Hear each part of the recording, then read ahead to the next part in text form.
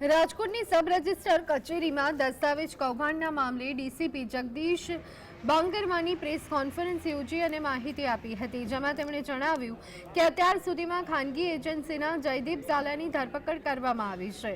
ત્રણેય આરોપીઓ ખોટા દસ્તાવેજો ઊભા કરી આર્થિક લાભ મેળવતા હતા। હર્ષ સોની અને જયદીપ ઝાલાની સાથે મળી અને વકીલ કિશન ચાવડાએ કૌભાંડ આચર્યું હતું। હર્ષ સોનીના ફ્લેટમાંથી ખોટા સ્ટેમ્પ, પ્રિન્ટર, કમ્પ્યુટર અને દસ્તાવેજ બનાવવાના કાગળો પણ મળી આવ્યા છે।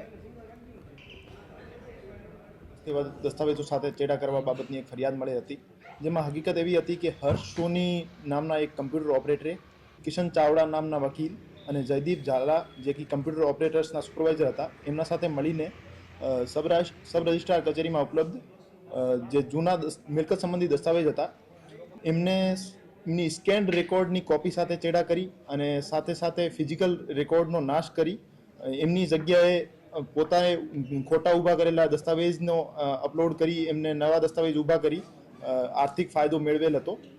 અને હાલ સુધી જયદીપ ઝાલા નામના જે કમ્પ્યુટર ઓપરેટરના સુપરવાઇઝર હતા એમની અટકાયત કરવામાં આવી છે।